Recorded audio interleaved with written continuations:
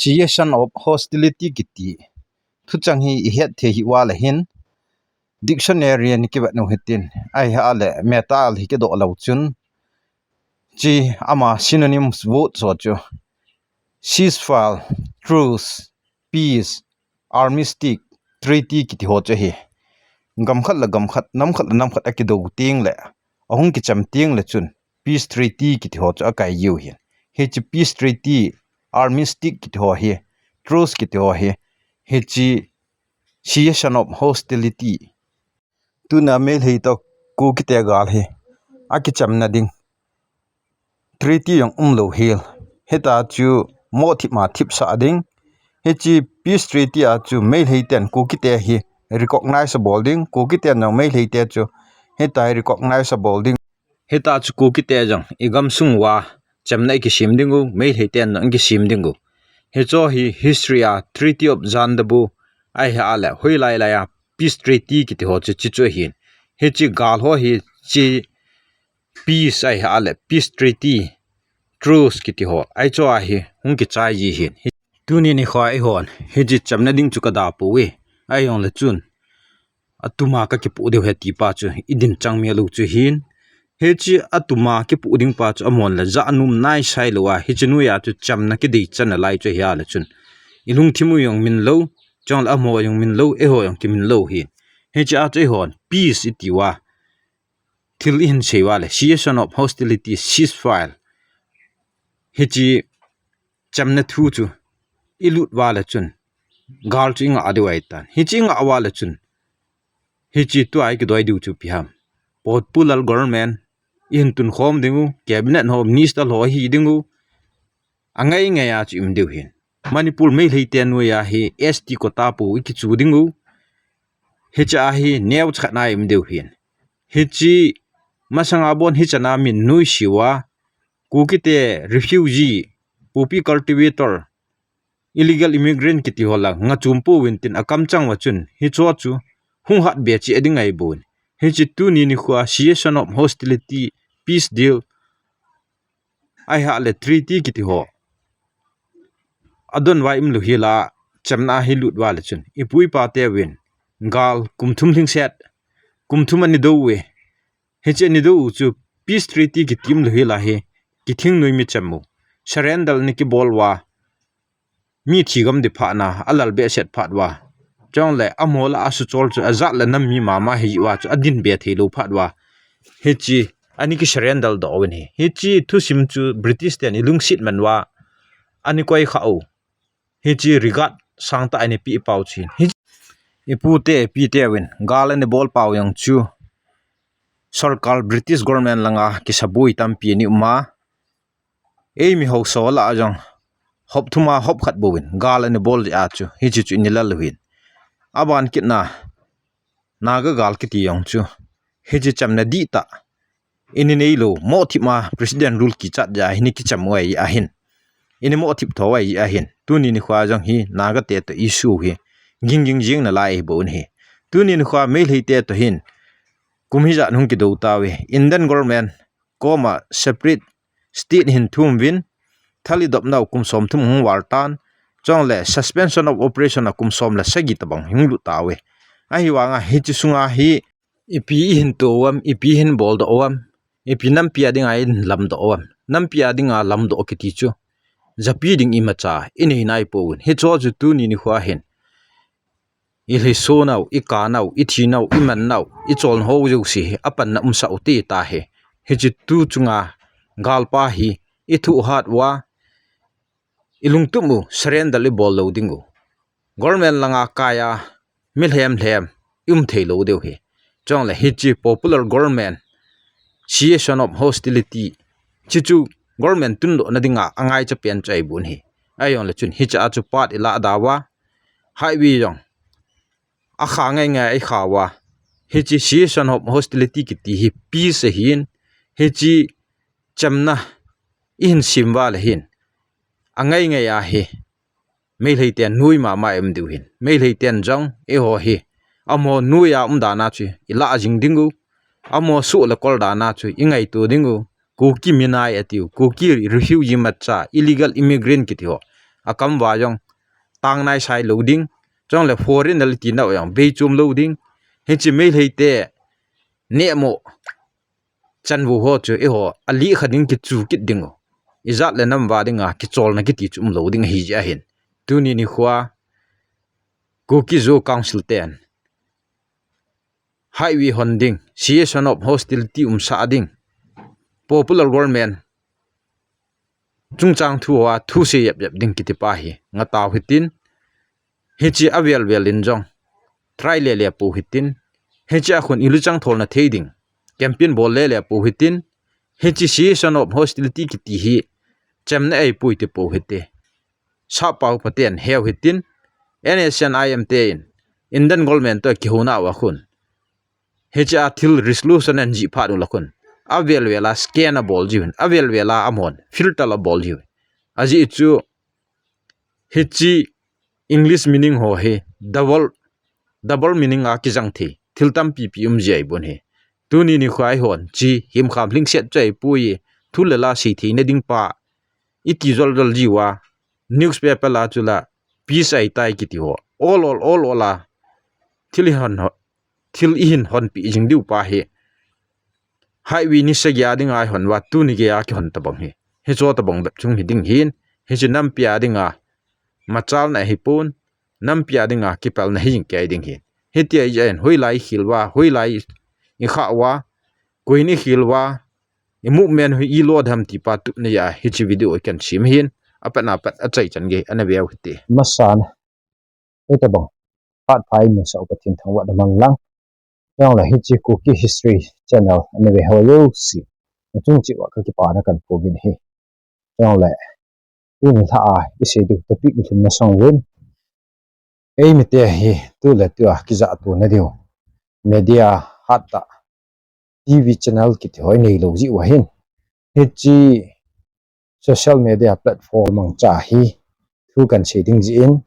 hichi cookie history channel hi iling ta channel aswa hiza le namwa iphat chum piwa khilna ani thina ding wahin subscribe bol lo lai ho jo si subscribe ni bol su ke hitin jong le subscribe bol sa hon positive comment share jong le like bol son son u te ti pa hi tim na kan ni in hi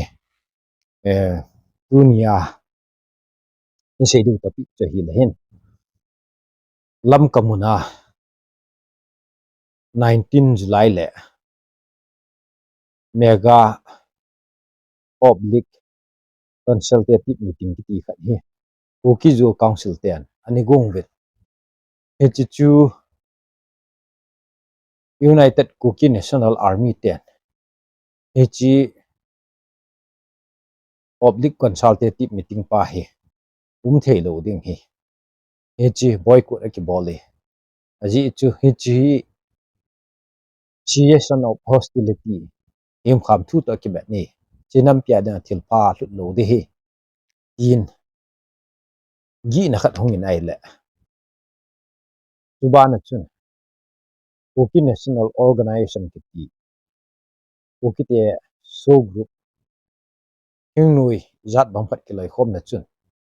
chi kyon ka to sat we a hin tin hi subana chun civil society organization rachanpur langa patna cookie in pi rachanpur ki ten chi public consultative meeting hi to sat we an ticket win hi in la cham khat jo win cookie zo council ten press list and ball kit win chi a bol na dinga aphat le ni khu chang le thil a hi theilo a bol ji thil aha anam ji achun chi ke bol lo de ai tai ti chun to pu nen nei win hi tu ni ni khwa e sei no mu che hi len thil dang ai pu i thil bol ho hi i kilung khat lo na pau at sin ta lang in am jin hi chi e ho ma chama patna public consultative meeting ho ding hi ji len pha hi a hin la ipm khat doi na a chu ke bol ji hin Prime Minister pat eki mutu deu he hi cha hin mi pi mu menu tha thina dingin hi chi bolu te Home Minister pat eki mutu deu he mi pi ni thui la thina ding win izo nen ni win lang thingnui hon jang hi ti hin email ma teo ki cha ding thil bolu ti ti pa cha hi po Home Minister pat eki ho deu he mi pin ki cham na thil bolu ti ki zo cha hi jin tu ni khwai ho he tek tis ki ti pa he bol the yi po na ile ni chi e bol yu yang chu thil dang ai pon mi te advantage ti nga na hin to ji pha do le he e ka la wa he pigin mo tu na thil tam pi pi jin he am ta lo nam pi lun lai pu ne lun kip gen khanga chun i pi ni bol jam ti national highway pamvel afu mei thar sagi ham khat ani nei ho a chu Independent Day Republic Day ki tho pha le hen sipai ho ni kap sa ya che pha le aman delhi langa memorandum ani ji ho chu e che pha le chun central government in ka thu sei ja thei tan ti ti che hi jin hi tu ni khwa hi homeland dal ipiland dal tu hi wa le hen yo central in za thei na dinga chu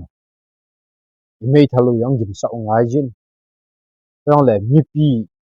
wo song he hong gin ti yi ngai e je chum ji lowin Ministry of Home Affairs a khoding ale cham na to kenai cha ding cham na bolding highway honding ki tho che hi jin hi e het ding wa su mo ko ma ka se nun cham nei aum sai bu nani ki hok ti lai wa yong aum sai ta lai lo wa aum sa hi la ya bon chu i ma cha na sei pop jo lo hi le tu a cham na ta lo he chi gam tum ka de ye in ti wang wa chun hai sunga ku nin ku ki cha te hong ki tol do ta win gale bol de gam tum de he ta yong order dam na ham lo hin la mei hei ten cham na chu dei po win he chi zat da nam mi te hin gam tu ma ki wai pu dong a dei win gol me ni na hin pi ka awin e hon gam sung ho si la te te si la hutin hai sunga in la lu ho ya mo dan da ha sa hutin mo lan la pi huti ta thili chan an bo lai tai cham na ki ti pa chu tu ni khwa hi dei chum hi ki cham do a gam tu ma ki wai hom ding chu ki dei hi hinla tunia government in na doi he hi lehin iki chamba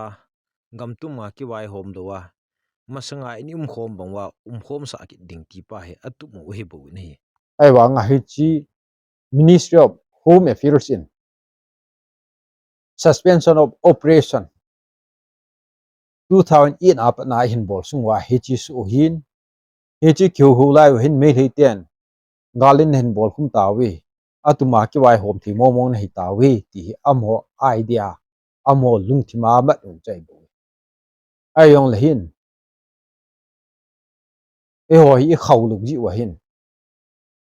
Ministry of Home Affairs government of India alo lo lo e chi e lo jing keu he he chi ke on state ka ni thum ti lai wa chun ai ha le Manipur integration ke loading heta territorial council ka ni thum ve he chi Manipur la em le jong ka hi tho tho ding u chong le autonomous district council election ho ding he chwa chu ki ho ka lung hai shel de he ti pa chen hi ai yong le chun state within state chu tu le tu a hin ke ho kom thi ta po we ki tha ki mat tu na hi ke on control jo ta po we me lei tian hi ta he gala hin bolwa ke on cham na siu yang le ka za la ka nam mi te chu ke ho tu tang ding ning an si un ti de tu ni khwa hi mi pi tu ma ju sin do ding pa hi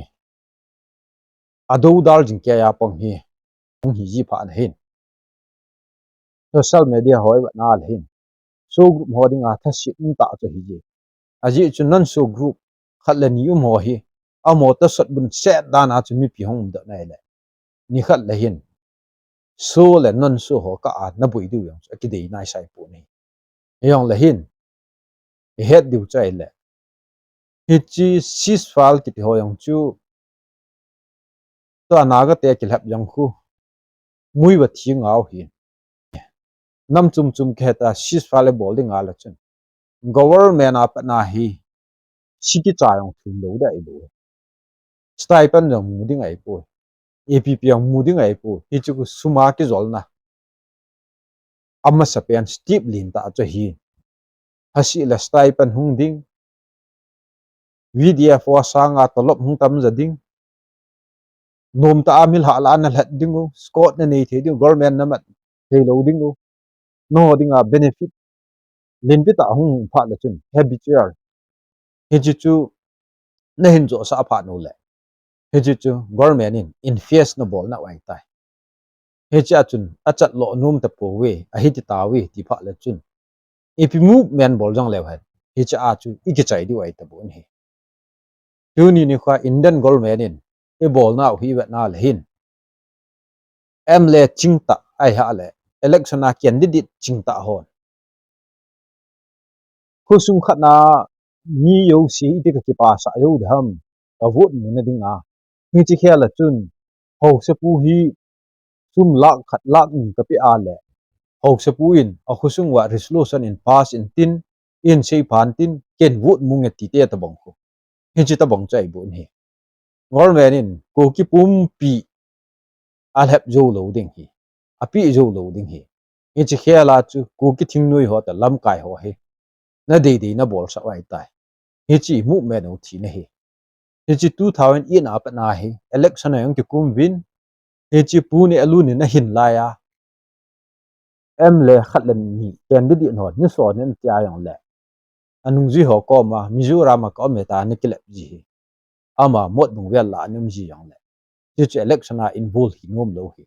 tunin election ayong involve hi su kai ta we tam zo hi hi chi chu government in hep na la wa alin lo hi involve hi pau chu ground rules a chu yaw lo hi mi pi hin te complain no be tek song don loading ati ai wa mi pin don la kai izat la nam ni na hi wa chu na ki election naung ki kum loading ati hin hi chu ground rule a election na ki kum wa bap na sot ki no jong la candidate dang ho kai thei lo na law ai wa hi chu government in am ho bap government hat na ding han lam ipilam pi chu le amo phat chum na ding a chu na yaw hin zat la nam phat chum na ding mong mong chum ta le hi ta hi ikichip to pe au chai tai tu ni ni kha hin public consultation ki ti mi pi movement he ti we mi pi lam kai ki ti hi khat cha tu ni gen thu se lai khat cha public platform hin mi pi lam kai ki ti cho am po organization lam kai cso lam kai mai mai chai tu ni ni kha mi pi ko ma ka se num chai hin hi tai ki bet wa le sa movement ni ti yang hi mo cha ya ki chai de ima cham mu lo na am de ngai bo tu hi ki tha sim pha ni he chi o nam sunga hi reformation le revolution ani ni angai chai ku ki te hi ip level han lang hoi lai mun hi jong la hin ku ki te ti ba yu si chu dammo ve shit na zat chum chumin i society hi a hal su ke te bo we doctor la chia doctor pan lo la ai tam pi i hin ji pi pha la hun dam na ding lam pi am te poi ti chai bo ni he ji ta ba nga chu khu level han lang hang level han lang nam level han lang apcsu yang la hin tu le tu a hi e ho he thing noi organization hi yang len dam na ki ti chum do ai tai tu ni ni kha izat le nam bin angai chat pen hi mi pi lam kai hi ai wa ngin mi pi hi chi chu gong do jo kun hi KZ C ki chu cookie in pi ho cookie in pi ki tikit chele agam ka ya kuna amo member la kuna hung ki sim ba cookie in pi che he chi cookie in pi je ngai on chun president hong chu ate na ding ang chu nomination a sang som ni ho lut kit na lai hi cha condition ki ji kit chele chun hi chi president a pang ding chu cookie in pi department ho a lam kaya ni pong khai ding ki thwa chu hi chu the kit lo hi chi social langa involve cookie in pi a hi chu nu ya chu amo student ge hiding ho chu siai sana sung zu dol a jaw ho ta bang la chu ga yaw te nga hin ai cha jaw lo ho chu tu le tu a hi mi pin na de han ho che hi he ti ai a chun hi chi ta bang nomination ki bol na sang som ki tho chu oi pi kim gang te XMP nun jang ani lung dong a uki in pi ja chun ma cha pa ni la thei lo hi chi chi khil na de ai rong le il han do ma sang wa chu uki sunga team company ho jaw ding EPP jaw ding department tam pia chong le chun hi chi sunga election hum pha le chun mi zat wood pi thi ding la chun hi zat ni ne pin hi zat la chun hi chi pan hi zat na moi ti lo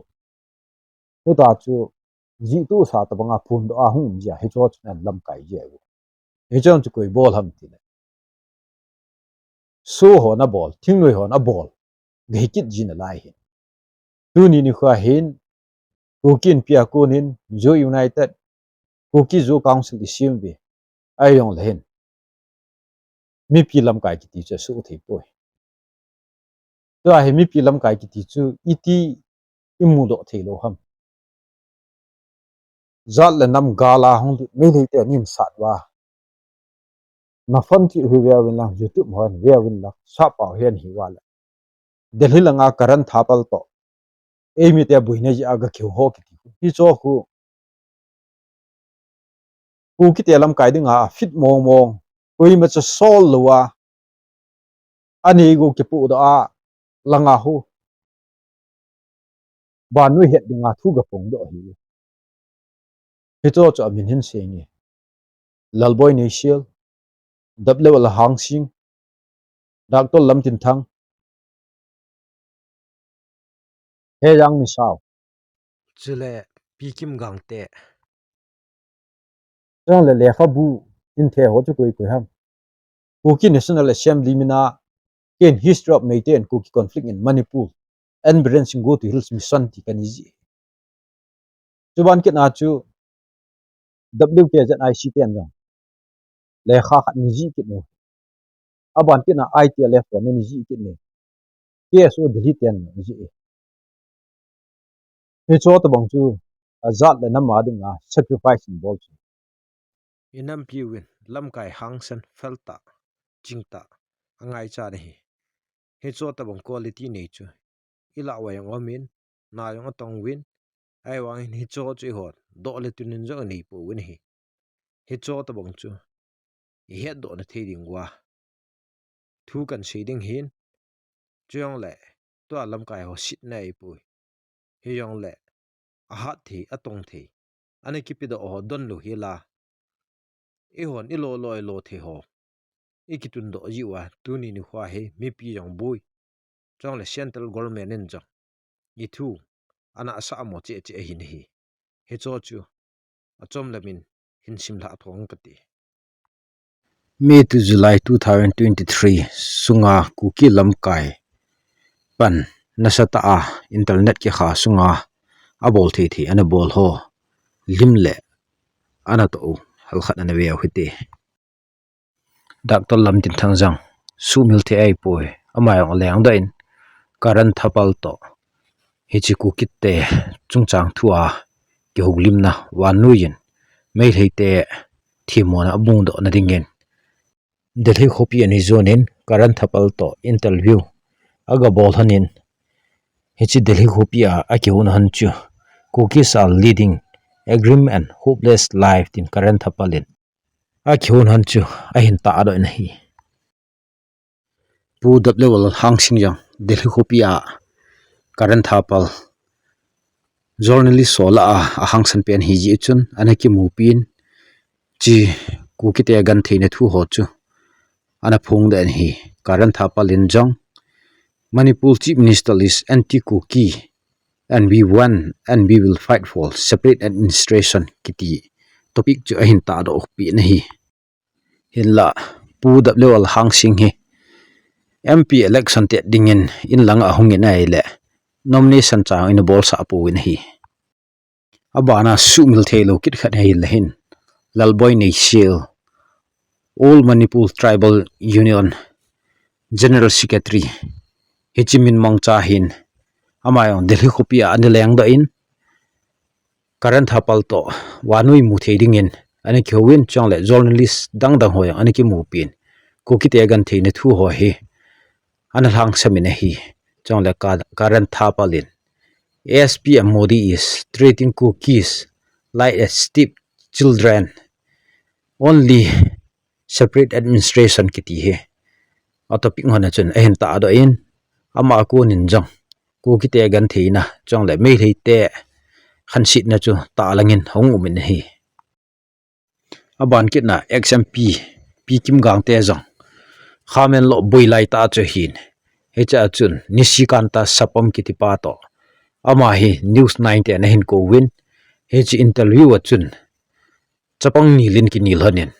he chinia ku kinam dinga pan la an ho hi asi lep ji yong lo chong le kidang mong sang mong hin ama cha khat hi nisikanta sapam ten kinil hi han lang le chun mi te zo hi ami modana wanuin he ding hin he cho hi ni khu tha ki piang la kui machan hi ta banga hi nam pia dinga thu sei do lung na chang ta mi to kinil hi kui mat bol do ju pun te chukit le pu he jang mi saw jang NGO an tong a hi na chung chu na chun za le nam gan the na te ho adi lo lo ai kyung on te ho hi awal jin ama jong delhi mun zonin sei thei a hin seyin ku kite igan thin ho le me thei te khan git lo no chu mun tam pia a hin phung den hi aban kit hai hin le hin me thei ten state media ho television ho newspaper ho mangcha ku kite mit mone jinga thu sewa amon isu gan thiu ku kite jo ami mo chong la phamo zdana asu paw hi ani ki pu net jin Kuki National Assembly manin history of Meitei and Kuki conflict in Manipur and Biren Singh go to Hills mission tin Keiman kaniji in hichi parliament ayong operation ani khop pi in a hi chule Dr. TS ho kip lam kaina KREF kiti ho to WKZIC ta ke ho hon only total separation kiti lekha buhi ani ji win mail hi te ni su gan thina o lekha wa chu hin am ho lekha pa hi foreign gam US ai ha le UN chen ge ya ani thot do lekha bu chen hi abana he le hin ITLF te na ji u the inevitable split kiti pa hi a hin am hon jong pi the chang la hop do na the ani hom do win hi cho hi gar sunga lekha bu ho chiang le hi chi biranin lungthim nei ta internet na hin kha sunga le khabu ai ha ale delhi langzona ama ki phal thi koi ma chalhan do yang hilo za le nam ngai lut na si thi ga se ya chong le khabu ani ki ji do ani khom do ho alim hung ki ta lang chu hi thu hung thip jep lang chong le internet hung khong langa thu se la sa bol chong le khaji bol lang phep khat awin ai wang hi cho chu kain mention pu na hi ai hin hi cho kan ta lang na hi aha khodi sat lai ta ithu se ji lo hi la ithi sanu le ilung chang pu da na ine to na ho chu hi cho chu kan ta lang hi tunin elam kai sa ho hi delhi langa achin hoi lai achin zat le nam ha na dingin interview ga to we ipem khat ga bole yong nam nai sai lo he cho chu tuni ni khwa hin kuki zo council lam kai hon lang kuki in pi han lang EPP yong le zat le nam ading a suffer hilo ho chu he cho chu na na to sa wa le chu inam su yang dam lo ding zat le nam machal na ayong na cha bol do chun lo ding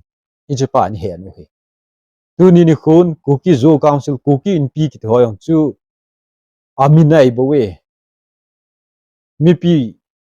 lam kai ngai tu hi win amo la mo til hang mi phe phe til hanga kuki mina hung ki pan do ni cho lam kai chai bo tu ni khun ngai tu ki do te civil society organization han na thing organization in a ho yong I thing ho win suspension of operation chen ge I lut no I thing ho win BAP government tun do na lampian han bol do he na ku kin pi manipulin ancestral land akuna dignity lut no he ku kin pi manipulin reserve forest lut no he reserve forest issue a chu ITLF ng leng do ke ITLF te chu na hat nan tong ku ki min hung ki sumong ki na zo united chen ge hin lut ki no ko tu ki ti yong ni khat ni video achin mutawe spokesperson committee on tribal unity ki ti newspaper media hong ki mul ipien bol ma national highway 2 mail hite lifeline hab ta khada de ga ki hong de he ti tu ni ge ya kyong he a kyon ja thina man nai inam mi te na tu ki ni tu ban ki na ke sin ti we ke simin hong ki pha sin le hoi lai ge lunga popular government simedi cessation of hostility iti organization ho le ICSO sim ho I movement ho chu hoi lai lai ya chu chai so a ki chai loi zo united na ki chai loi cessation of hostility a ki chai loi em le ho yu si yong separate administration movement chu popular government get na ki chai chu che le chun pi chu mi pin kin pi du ham am him khial lu hila chu organization min tha tha chu I phu jing ke wa chu pya kan da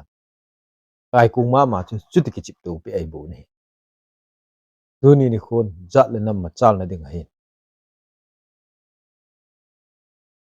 mi yong ki cha po te e ho he iki ki cha ne e ho ki ki cha lu na ding wa hen pathen ki cha ma sa te he ji ka sei ha le he ji thu ta ka sei ha le ka pathen ho hi a ho khil ke he a ling lo ke he ta e gam sung wa thu ta e sei wa thu ta ahung ding pa chu a chang se se adin sa lo he la ama to kha ding hin go ho yang chu itin wa hu do ding a ki hun deu hi tu na khat thu ta a sei le a changa ama la ma ki hu do thelo kyal ngoi no ki kai banga in hui man sa yi pa he I gam sung wa he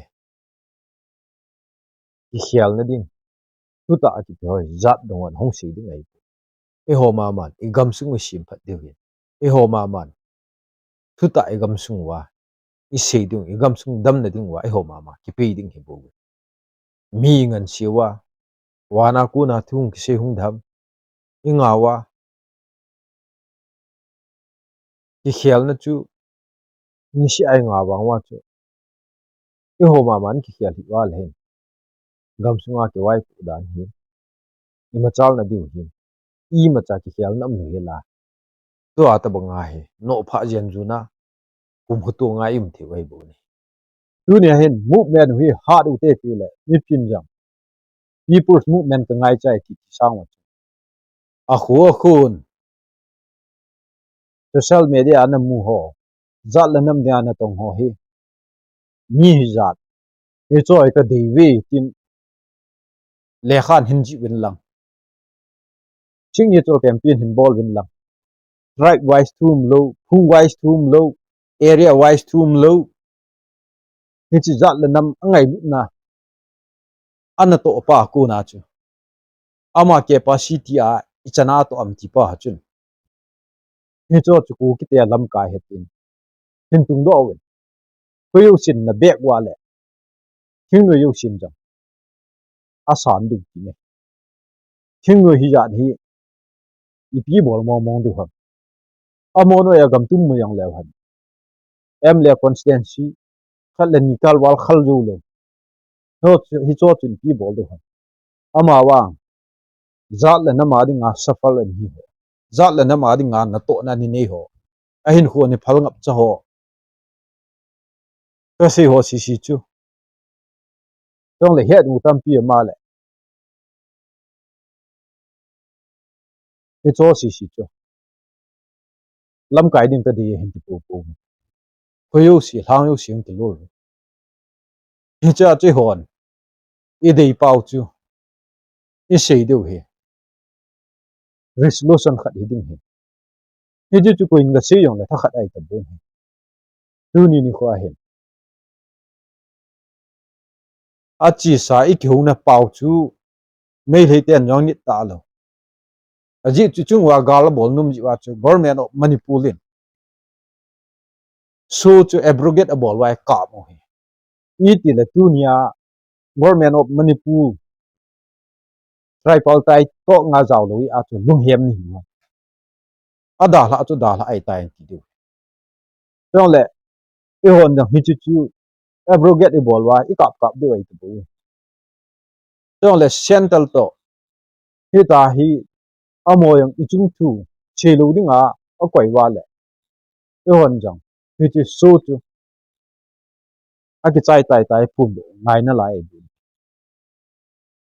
king no hon phung do yong lao chun mi pi to government ki sa de mi pi ki hat jo ding ai bu a ji chu thu na pu ai ta bu ti la chu thal dom hon gam tum na thu mo hin tu ni ni khwai a mi pi hon gam tum ma thu hin chu government ni a tin the lo ai ta bu ni he chi technique hi ja ade e ho all formula chu pai de chong le lam ka ya pung ki thang do de mo chun he chi lam ka ya ka pan ji a hin ke ma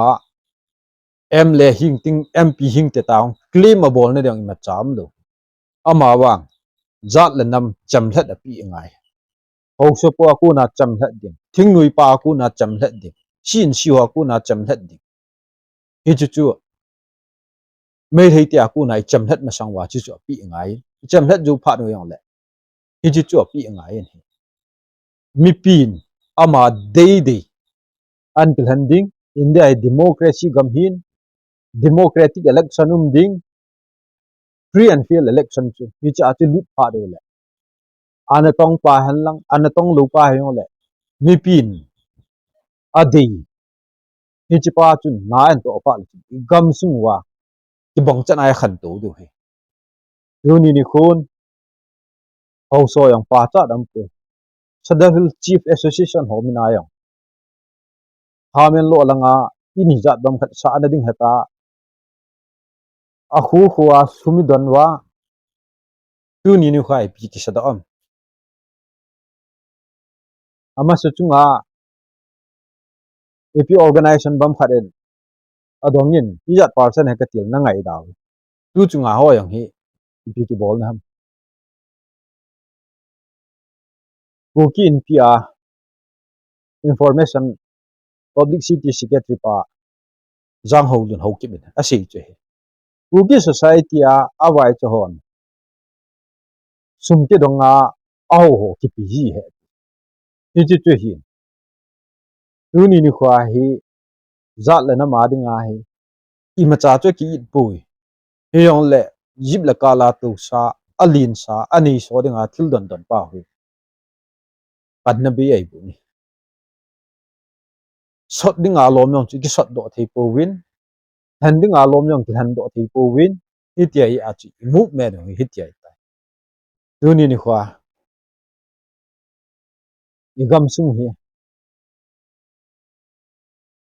man thei lo wa sung su pa le hen e ho ki ngo tu le le ju e hin sot ding a lom ke lo ji wa e chi su hin chong le gal ma sanga su ki ti gal de wa su ta hi cha ai ki nep thiu chai pu to ayang ground rule su to dingu ceasefire extension a ball dingu extend for level hiding ai hi chu hi lang lampi chu jui hi yang lew han langa mi pi movement mi pi chu government ni ti hong sa da i ti hong kap da chu lo ai bo ni tu nin me heite kap gut jong le manipur government kap gut jong le i kap kha ma set pending em le ho hiding i kap get na le thing noi ho kap kha kit ding Indian government kap gu na le Indian government in CIDN line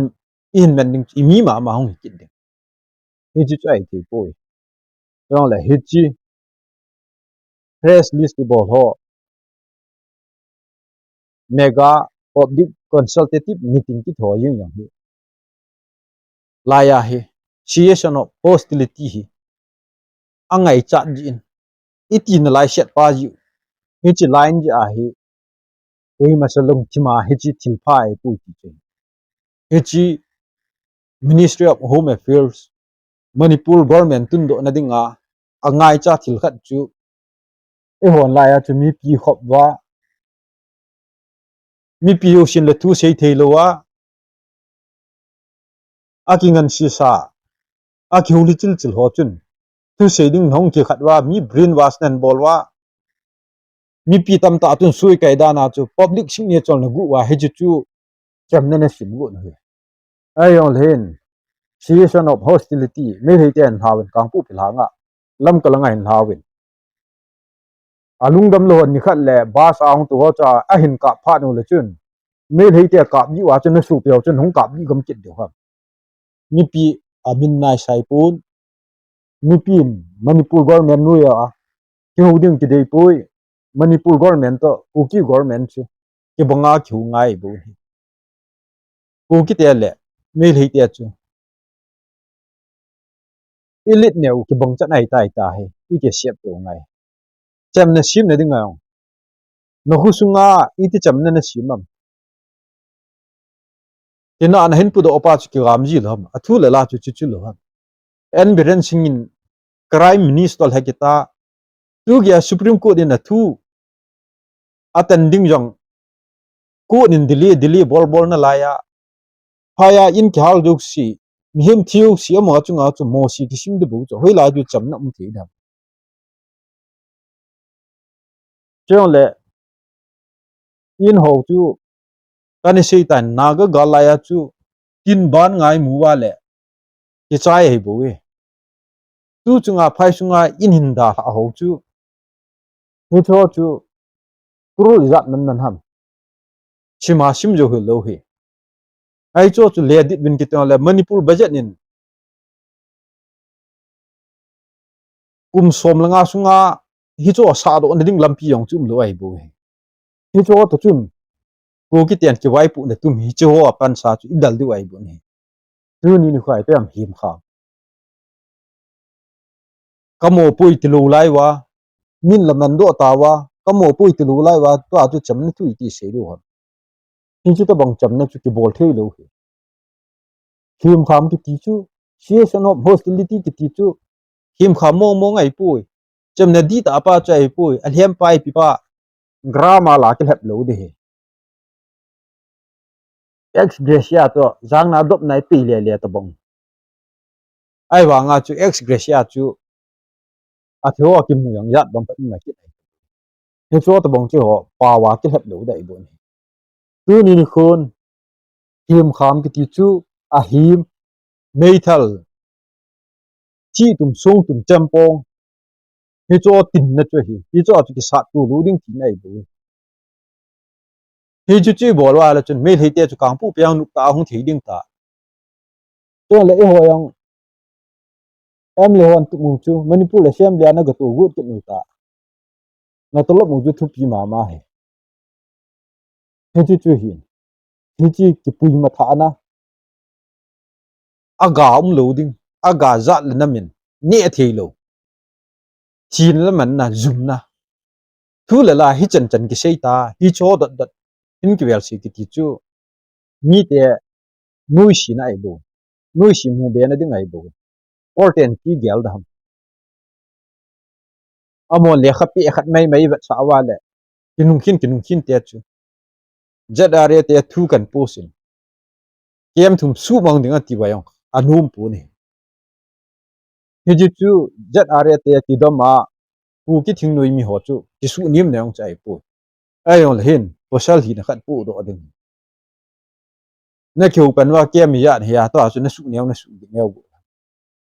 kem hom sa na dinga government te kyu ni hai gam tum mu na dinga government te kyu ni ai chi pa chai bu ground rule chu 2000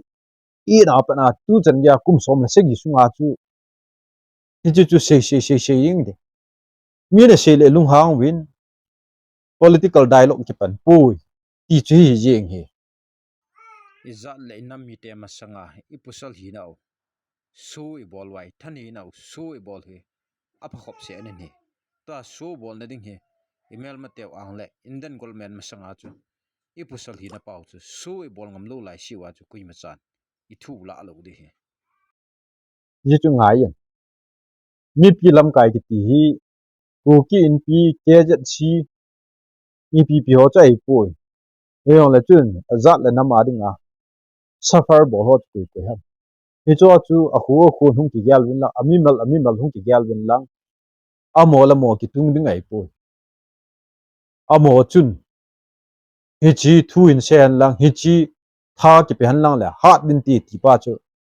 amo na ngaw ai bu atha si yong am pu ni amon gam tu mi hut pha do la chun mi pi khut na thilo kwai thu thu na lai ding mi pi dinga to mi pi khut na kwai ding he chi ni la chun alui pa but kep chalte organization khat nin hingnui party khat nin em le ki sot te yong beijing ki ta thol che ho han lang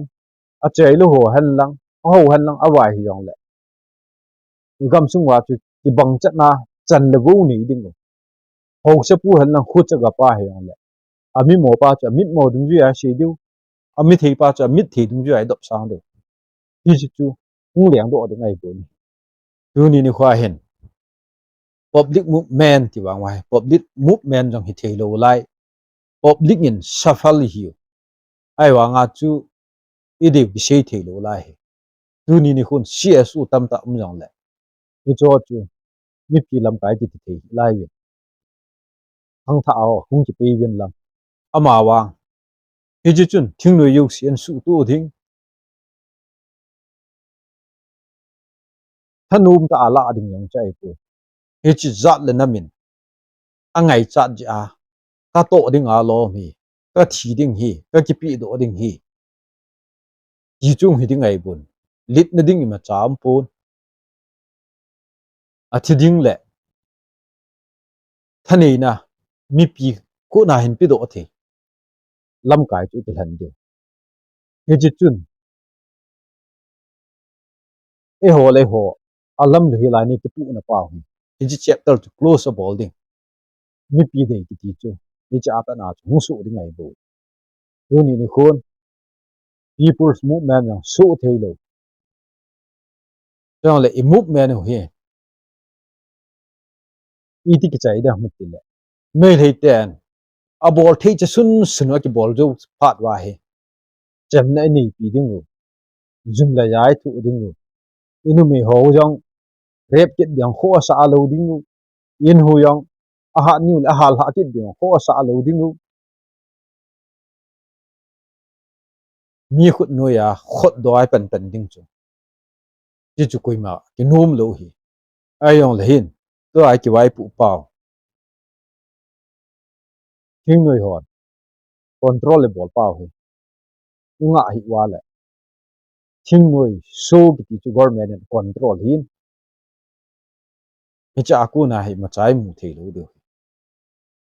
meu si so thing noi group ki so thei po non so thing noi group nang ki so thei po so han lang non so hi le mi pi la alhawin mi pi ta na lunggel ki ba asa win mi pi thani na pi win mi pi hi win mi pi lungput pu win he ji chu a bol bai lam pen hin he ji chu izat la nam ba dinga khat na pian machal na pian chai bu tunin ta bang organization ke form jong le ta bang CSO form jong le hat meeting cool win dililanga hi chi to ke sei thi ding ti tho cha kan pu ni stipend sanga tu pi zo chu na zat le na namin nagamin budget an ke sima centralin ku kitia dinga bill tu man kaya ku kitia lam kai ho chu democratic ta a hung ti hang do toy han da o demonic election pa helwa but kep chala ki hang te helwa mi pin ama ma lungmin na a adhian ki han do mi pi de ho chun he chu sum la pai ho chu a hin the tiang ngong le a hin pi tiang ngong le mi u si chu tu a ki ti thei ho Manipur government in ikaw dal nau gali kho sa nga chu hung ning thingzon lai ding ai bo chi government in kaw dal na pa wa ai hoi lung hai wa he cha hi nam mi te e hen chom wa le hin inam ngai lo am pun inam pi ma chal na hello hela nam pi ma chal mo na yo chi i to do de hi ju pathin lung hai na hello de dunia del chen thi yo hi pu we pathin ho te gam christian gam in ju to a hi tu du ai ta bo manipur government nu ya IPS zat um ba IS zat um ba DEP hikit na lai shetwa majority politics an bolwa le atam ten tilan bol pa na chu hi cho chu i lo hi cho chu ning chen kit wal hi cho chu thu num na wa ku kite IPS official pa DEP sanga chu me constable pa chu sang zo ai ta bu ni hi chu chu khet de me te to ki cham na ding ni alam pi jong am pon amo gam sing wa cham di la ki chen ding e hoi gam sing wa cham na nei ta ki chen u ngai tu din mun pau hi mi pi me lo cha pu hitin mi pi dei pa chu bol do ading go hite lekha chang khat chang ni ki aku nai mi pin ta san thei lo hi chu a het kiu kiu ai bu pathin ma sanga ding jing in ki ngai to hitin pathin in imu jing kai pau heu hitin hi chu pathin le igam le na ma ringa to do ani thi na diu chai bu issue wa chu I to wa chu ikilul ni wa chu ikilul na chu za chu ma ga za ding ki tho chu ni cho chu mi pi ki chim tai ti pa he kan sei no ka ki pa